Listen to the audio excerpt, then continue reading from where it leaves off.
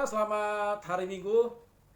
Ini adalah hari Minggu pertama kita beribadah kepada Tuhan pasca kita merayakan hari kebangkitan Kristus.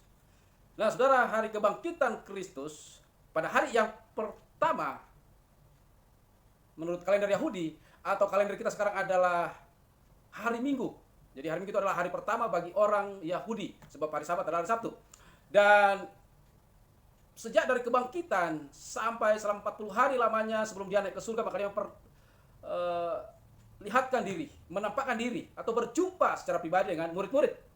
Dan hari ini saya akan mengangkat sebuah peristiwa penampakan Yesus pasca kebangkitan, dan ialah penampakan Yesus yang pertama setelah bangkit antara orang mati.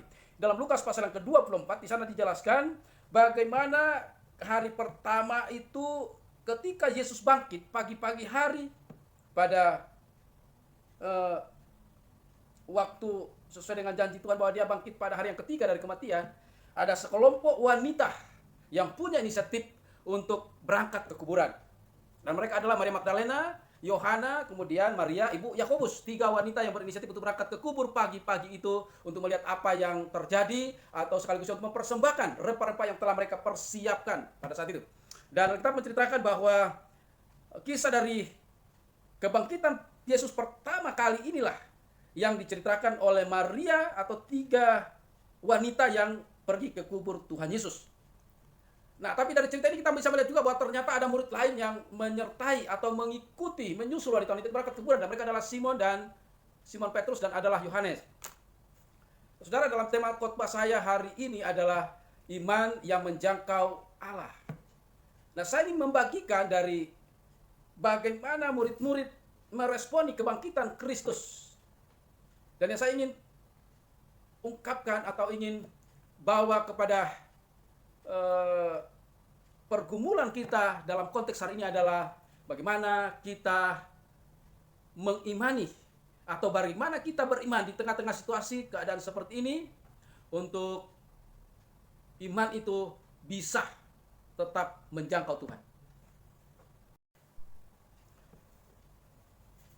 Jadi yang saya ingin kita belajar dari peristiwa penampakan Yesus untuk yang pertama kali adalah bagaimana kita melihat bahwa situasi yang mereka hadapi pada saat itu adalah mereka menghadapi sebuah situasi, mereka menghadapi sebuah pergumulan batin, mereka menghadapi sebuah kondisi di mana semua murid-murid pastinya mereka merasa kehilangan. Mereka merasa bahwa guru mereka, orang yang mereka kasihi, orang yang mereka banggakan, orang yang mereka andalkan itu telah dibunuh. Dan hari-hari itu mereka mengalami sebuah kondisi yang secara psikologis saya percaya bahwa hampir semua murid-murid termasuk para wanita itu mengalami psikologis yang sama. Mereka masih terheran-heran, mereka masih termangu-mangu, mereka mungkin masih penuh dengan banyak tanda tanya. Tapi hari ini saudara, kita akan belajar dari sikap mereka menghadapi situasi itu. Bagaimana Maria dan 2 temannya, bagaimana murid-murid, bagaimana Petrus, bagaimana murid-murid, sekelompok murid yang lain, dan bagaimana Yohanes menghadapi sebuah situasi berangkat dari kondisi psikologis yang sama dengan yang lain, dan juga diperhadapkan kepada situasi yang sama, yaitu tentang janji kebangkitan Kristus. Apakah respon mereka? Bagaimana respon dari kelompok murid-murid? Nah, saudara, yang saya mau ingin bagikan pada kesempatan ini. Yang pertama, saya ingin mengajak kita untuk melihat bahwa ada kelompok murid dari Lukas pasal 24 ini yang kita lihat ada kelompok murid yang merespon kebangkitan Yesus dengan sangat berbeda dengan yang lain. Dalam ayat yang ke-11 di sana disebutkan bahwa ada kelompok murid-murid yang mendengarkan kabar dari Maria Magdalena bersama 3 orang temannya. Bagaimana Maria Magdalena memberitakan kepada mereka bahwa mereka bertemu dengan Tuhan. Bahkan mereka diberitakan oleh malaikat bahwa dia sudah bangkit. Bahkan mereka berjumpa secara pribadi dengan Tuhan. Tapi respon daripada murid-murid yang tinggal atau tidak ikut ke kuburan pada saat itu adalah ini. Ayat 11, tetapi bagi mereka perkataan-perkataan itu seakan-akan omong kosong dan mereka tidak percaya kepada perempuan-perempuan itu. Nah saudara, ini yang saya mau katakan adalah iman atau contoh respon dari murid-murid yang berbeda dari yang lain. Dan sekaligus saya mau mengangkat sebuah bagian dari bagaimana kita punya iman yang bisa menghubungkan kita dengan Tuhan. Dan ini adalah contoh bagaimana murid-murid pun mereka tidak percaya terhadap berita atau perkataan Tuhan sebelumnya. Jadi respon murid-murid yang pertama atau sekelompok murid yang tidak menengok kuburan adalah mereka tidak percaya Yesus telah bangkit. Nah, saudara, itu sebabnya salah satu tujuan Yesus sebelum naik ke surga untuk menjumpai murid-murid adalah agar murid-murid itu semua percaya kepada Kristus. Nah, saudara, apakah iman yang model seperti ini ketemu di masyarakat kita hari ini, di tengah-tengah kekristenan hari-hari ini? Sebab saya mau katakan ini sebuah situasi dan kondisi yang sama.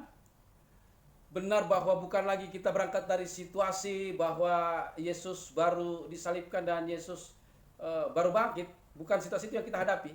Tapi berangkat dari iman kita yang sama kepada Kristus yang telah bangkit.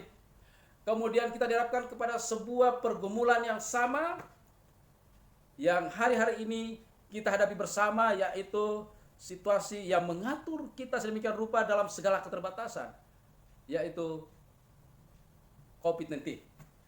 Bagaimana kita merespon keadaan hari ini dengan situasi COVID-19, bagaimana iman kita meresponnya. Nah, saudara, ini yang saya mau katakan bahwa itu pun kita jumpai dalam masyarakat Kristen, orang-orang Kristen hari-hari ini. Apakah mereka tetap percaya bahwa janji Tuhan di tengah-tengah wabah seperti ini justru itu yang kita harus imani? Saya bersyukur bahwa ada begitu banyak ayat-ayat firman Tuhan yang mulai dihubungkan dengan corona, yang mulai dihubungkan dengan kondisi zaman kita di mana hidup. Di satu situ adalah sesuatu yang luar biasa, tapi sisi yang lain jangan sampai itu sesuatu yang dibangkit-bangkitkan. Ya, jadi bukan iman model ini yang bisa menjangkau Tuhan. Sebab iman itu harus selalu konsisten. Kita percaya kepada firman Tuhan. Adakah orang Kristen yang hari-hari ini masih tetap kekeh, masih tidak bergeming dengan nasihat, dengan firman Tuhan, dengan janji-janji Tuhan di tengah-tengah situasi hari-hari ini seperti yang sedang kita hadapi? Kalau ada yang seperti itu adalah bagian dari kelompok yang saya sebut adalah bagian dari kelompok seperti murid yang ditemui oleh mereka-mereka yang pulang dari kuburan.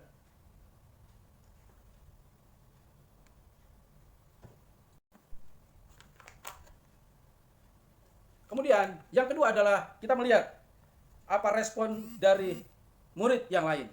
Saya ingin kita melihat yaitu respon dari Petrus. Kita kenal Petrus adalah murid yang kita kenal sebagai murid yang modelnya sanguin. Jadi begitu Yesus tampil dimanapun, yang biasanya paling terkenal, yang paling duluan mengambil respon yang lebih sikap punya kreatif adalah Petrus. Nah, coba kita lihat respon dari Petrus. Dalam ayat ke-12, sesungguhnya sungguh pun demikian. Petrus bangun lalu cepat-cepat pergi ke kubur itu. Ketika ia menjenguk ke dalam, ia melihat hanya kain kapan saja. Lalu ia pergi dan ia bertanya dalam hatinya apa yang kiranya telah terjadi. Ini adalah respon murid yang terkenal, kita kenal namanya Simon Petrus. Responnya adalah sama dengan wanita yang lain. Awalnya masuk ke dalam kubur dan melihat bahwa hanya kain saja, artinya Yesus sudah tidak ada di situ. Tapi setelah itu respon Petrus adalah dia mulai berpikir, dia mulai bertanya-tanya dalam hatinya apa yang terjadi. Jadi pikiran Petrus bukan langsung kepada janji bahwa dia bangkit. Oh, bukan. Kalau wanita-wanita yang lain, apakah dicuri ataukah sesuatu telah terjadi, saya tidak tahu pikirannya Petrus. Tapi yang jelas adalah respon yang pertama adalah tidak percaya, tapi mempertimbangkan, menimbang-nimbang, penuh dengan pertanyaan. Nah, saudara, bukankah model ini juga kita jumpai dalam kekristenan hari-hari ini? Dalam menghadapi situasi yang sama kita diperhadapkan hari ini. Ada orang-orang Kristen yang mempertimbangkan banyak hal bagaimana kita merespon situasi hari ini. Di sisi lain, pasti kita menjadi orang-orang yang harus taat untuk mentaati aturan dari pemerintah kita, arahan dari pemerintah. Tapi ada satu hal yang paling penting adalah bagaimana iman kita merespon situasi seperti ini. Ada orang-orang yang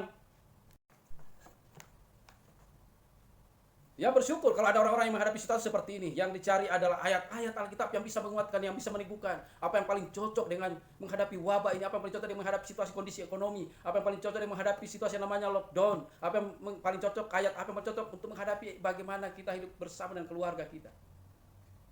Saudara, kalau itu yang kita lakukan, itu adalah iman yang bisa menghubungkan kita dengan Tuhan.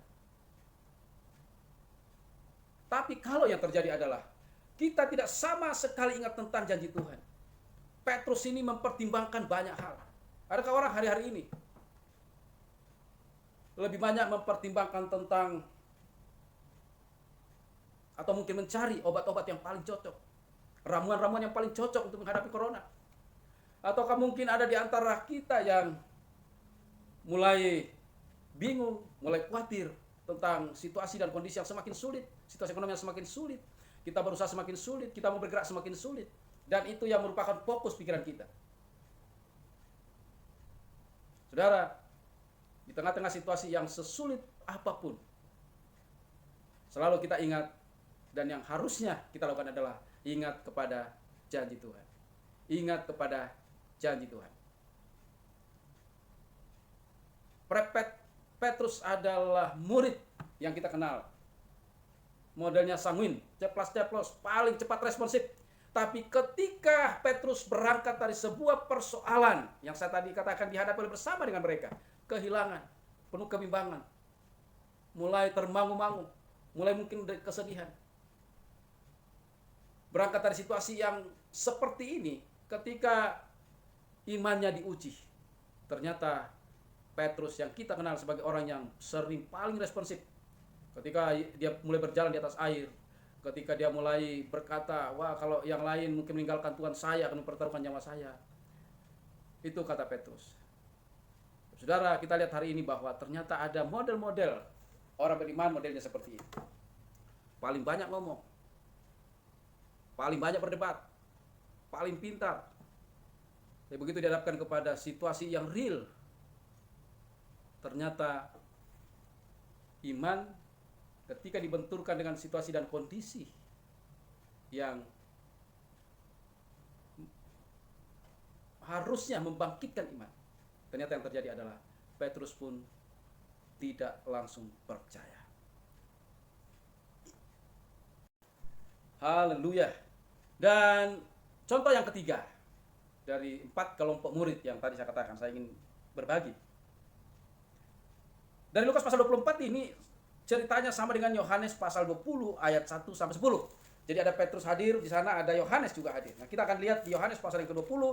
Di Yohanes pasal yang ke-20 di sana disebutkan tentang bagaimana sikap Yohanes. Dalam ayat yang ke-7 dikatakan seperti ini.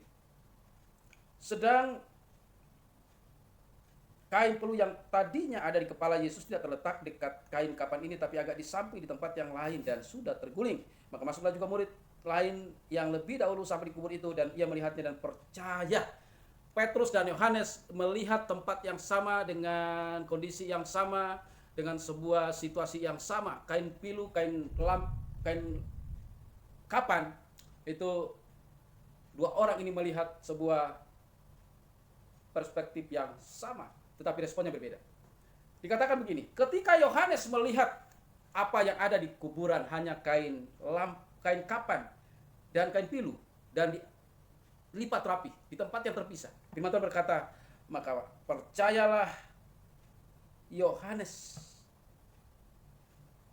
setelah melihat itu. Artinya dia percaya bahwa Yesus telah bangkit. Nah saudara, ini model yang kedua. Bagaimana kita merespon ketika diperhadapkan kepada sebuah situasi yang harusnya bagaimana kita mengekspresikan iman kita. Dan ini adalah contoh yang banyak kita jumpai juga dalam jemaat-jemaat kita hari-hari ini. Bahwa tidak harus dengan banyak khotbah, tidak harus dengan banyak nasihat, tetapi hanya dengan tanda-tanda, hanya dengan kejadian-kejadian kehidupan sehari-hari, orang-orang bisa dibawa untuk percaya kepada Kristus. Saya percaya begitu Yohanes melihat bahwa kain yang tadinya dipakai untuk menutup Yesus itu kain kapan. Dan kain pilus sudah terpisah dan sudah tergulung dengan rapi. Secara insting saya percaya Yohanes berpikir bahwa ini pasti dilakukan oleh seseorang yang normal, bukan hantu. Dan adakah orang yang bisa masuk dalam kubur? Saya percaya begitu ketatnya penjagaan, tidak akan mungkin ada orang yang masuk dalam kubur selain Yesus. Yohanes percaya, tidak mungkin tidak. Yesus telah bangkit dan hidup. Saudara, yang saya mau katakan bahwa iman yang bisa menjangkau Allah adalah iman yang timbul ketika kita diperhadapkan kepada situasi dan kondisi kehidupan sehari-hari. Dan itu akan ternyata kelihatan siapa kita. Apakah yang pertama kali merespon adalah iman percaya kita, atau kebanyak pertimbangan, atau kebanyak hal yang mengingatkan, banyak hal yang kita ingat, bukan langsung tertuju kepada Tuhan. Saudara, hari ini tengah-tengah kita menghadapi sebuah kondisi, situasi yang sama. Ada berita yang menggemparkan, ada situasi-situasi yang membuat kita mungkin tidak bisa menahan emosi. Yang keluar adalah amarah, yang keluar adalah bahkan mungkin kebencian. Tapi bagi orang yang beriman adalah respon apapun yang harusnya keluar dari kita ketika menghadapi situasi dan kondisi apapun, terutama hari-hari ini, adalah respon kita adalah iman kita kepada Kristus. Respon apa yang akan timbul ketika kita diperhadapkan? Saudara mungkin ke toko ingin membeli sesuatu dan barangnya tidak ada. Respon apa yang akan muncul ketika saudara butuh sesuatu dan ketika engkau membelinya dan ternyata barangnya begitu mahal?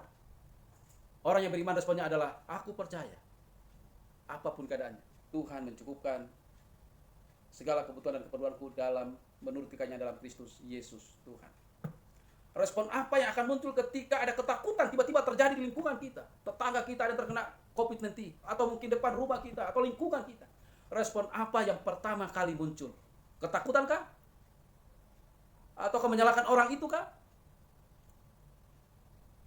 Ataukah yang terjadi adalah kita mulai menyalahkan diri sendiri? Kita mulai menyalahkan aparat? Kita mulai menyalahkan lingkungan kita? Saudara, orang yang beriman responnya adalah dia percaya kepada perlindungan Tuhan. Walau 1000 rebah di sisiku, ku tetap percaya bahwa Allah menyertaiku. Sekalipun 1000 orang rebah di sisi kiri kananku, aku tetap percaya tentang perlindungan Tuhan. Tetaplah Allah penolongku. Bahkan bukan kita menyalahkan siapa-siapa. Kita akan membantu. Kita akan mulai melakukan sesuatu, mempedulikan orang-orang kita. Saudara, itu adalah sikap orang yang beriman di tengah-tengah situasi dan kondisi yang kita hadapi secara bersama-sama dimanapun kita berada hari ini. Dan yang terakhir adalah kelompok Maria Magdalena, Yohana, dan Maria Ibu Yakobus. Nah, saudara, saya mau katakan bahwa ini adalah wanita-wanita yang luar biasa.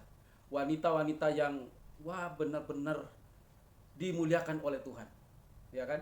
Sebab apa? Dari mereka lah berita ini muncul pertama kali. Bahkan pasca kebangkitan Tuhan Yesus, Maria Magdalena lah yang paling pertama kali bertemu secara pribadi dengan Tuhan Yesus. Nah, bagaimana dengan respon dari ketiga wanita ini? Dalam bacaan kita di Lukas pasal 24, ayat yang kelima, di sana dikatakan begini. Sementara mereka berdiri termangu-mangu, karena hal itu tiba-tiba ada 2 orang berdiri dekat mereka, memakai pakaian yang berkilau-kilauan. Mereka sangat ketakutan dan menundukkan kepala. Tapi kedua orang itu berkata kepada mereka, "Mengapa kau mencari Dia yang hidup di antara orang mati? Ia tidak ada di sini, Ia telah bangkit. Ingatlah apa yang dikatakannya kepada kamu ketika Ia masih di Galilea, itu bahwa Anak Manusia harus diserahkan ke tangan orang-orang berdosa dan disalibkan dan akan bangkit pada hari yang ketiga." Maka teringatlah mereka akan perkataan Yesus itu. Ayat yang ke-8, maka teringatlah mereka akan perkataan Yesus itu. Respon mereka adalah mengingat perkataan Tuhan setelah berjumpa dengan para malaikat itu. Dalam bahasa aslinya, di dalam bahasa Yunani, kata yang diterjemahkan perkataan Yesus itu adalah kata rema. Rema ini sering disebut dengan firman, sering diterjemahkan dengan firman Tuhan. Atau rema itu artinya bahwa seseorang yang telah menjelaskan tentang apa yang telah disampaikan orang yang pertama. Jadi artinya apa? Bahwa yang mereka percayai, wanita ini yang mereka percaya adalah firman Tuhan yang diberitakan oleh malaikat-malaikat itu. Dia percaya akan firman tadi mengatakan bahwa Yesus akan bangkit seperti yang telah dikatakan sebelumnya. Wanita ini mengingat kata-kata itu. Dan saudara melihat apa yang terjadi setelah itu. Setelah itu mereka langsung berlari mendapatkan murid-murid yang ada di rumah dan memberitakan kepada mereka bahwa Yesus telah bangkit. Jadi berita pertama tentang kebangkitan Kristus yang mempercayai tentang kebangkitan Kristus datangnya dari 3 orang perempuan. Iman itu muncul, tapi iman yang kita bawa dalam kehidupan kita sehari-hari. Iman yang merupakan gaya hidup kita, iman yang merupakan responsif kita, iman yang merupakan sebuah tindakan kita dalam menghadapi apapun juga. Dalam keadaan senang, dalam keadaan susah. Imanlah yang harus menghubungkan kita dengan Tuhan. Wanita-wanita ini bahkan dikatakan bahwa murid-murid kadang mungkin melihat kehadiran mereka juga membuat mereka iri. Bahkan saya yakin termasuk ketika Yesus pertama kali menampakkan diri kepada mereka. Tapi saya mau katakan bahwa iman-iman, orang-orang yang beriman secara konsisten, saya percaya mereka atau kita adalah orang-orang yang diprioritaskan oleh Tuhan. Bahkan sampai hari ini saudara, masih diperdebatkan siapakah sebetulnya yang paling dikasih oleh Yesus dalam menjalankan misi sebagai dalam hidup sebagai manusia biasa seperti kita. Ada orang-orang yang paling terdekat. Lalu Yohanes mengatakan bahwa Yohanes lah yang paling mengasihi dia. Itu versi Yohanes. Sebab di Injil lain tidak ada siapa murid yang dikasihi. Versi Yohanes adalah aku yang paling dekat atau dia yang paling mengasihi Tuhan. Tapi kalau kita lihat dalam momen-momen di mana Yesus bertemu dengan Maria, wah ini Maria ini adalah perempuan yang luar biasa. Kalau dia adalah Maria yang sama ketika ada perjamuan di rumah Lazarus, maka ini saya katakan ini adalah perempuan yang luar biasa. Sebab bagaimana tidak seorang wanita yang mempersembahkan sesuatu yang sangat berharga, yaitu minyak narwastu yang ditumpahkan di kaki Yesus. Kemudian minyak itu dioleskan dengan rambutnya untuk mengusap, membersihkan kakinya Tuhan Yesus. Bahkan bagaimana seorang Maria ketika diperhadapkan kepada pertaruhan imannya tentang Lazarus apakah bisa dibangkitkan atau tidak. Dan dikatakan respon yang berbeda kembali kita lihat ketika menghadapi sebuah situasi yang sulit. Respon antara Marta dan Maria adalah hal yang berbeda. Nah saudara, sekali lagi yang terakhir saya mau katakan adalah iman yang bisa menjangkau Allah dan juga menghadirkan Allah dalam hidup kita adalah iman yang konsisten, iman yang terus menerus, bukan iman yang membangkit-bangkit, bukan iman yang responsif, tapi itu iman adalah sebuah gaya hidup kita. Tidak hanya kita disebut sebagai status orang beriman, tapi kehidupan kita sehari-hari lah yang menunjukkan kita adalah orang beriman.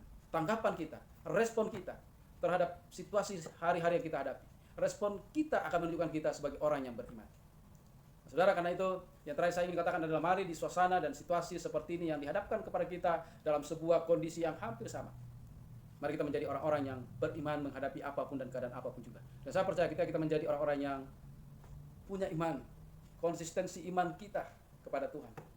Saya percaya iman itulah, iman seperti itulah yang menghadirkan Tuhan dalam hidup kita, yang akan menyertai kita, melindungi kita, bahkan memberkati kita sekalipun di tengah-tengah situasi yang sulit dan mungkin akan semakin sulit kita hadapi. Tuhan Yesus memberkati saudara. Kiranya firman ini menjadi berkat bagi kita dan keluarga Bapak Ibu yang ada di rumah. Haleluya, haleluya. Saya ingin berdoa buat saudara dimanapun saudara berada. Dan saya percaya bahwa iman yang bisa menjangkau Allah bukan karena kedudukan kita. Apakah kita seorang pendeta, apakah kita seorang yang biasa saja, jemaat yang biasa. Itu bukan jaminan bahwa kitalah yang paling bisa mendekat kepada Tuhan. Wanita ini bukan bagian dari 12 murid. Bahkan setelah Yesus dan pemberitaan Injil gereja mula-mula, kita tidak tahu bagaimana nasib Maria Magdalena kemana dia setelah itu. Tapi yang pasti Alkitab menceritakan bahwa Maria Magdalena adalah orang yang pertama kali mendapat penghormatan untuk dijumpai oleh Yesus sang juru selamat pasca kebangkitan dari antara orang mati. Maria Magdalena juga lah yang pertama kali memberitakan tentang kebangkitan Kristus kepada murid-murid yang ada di rumah. Jadi konsistensi iman, saudara. Kita tidak hanya menjadi orang-orang beriman, pelaku-pelaku iman, tapi yang jelasnya adalah kita juga menjadi orang-orang yang terus menjadi pesaksi-saksi Kristus, menjadi saksi Kristus, pemberita-pemberita Injil.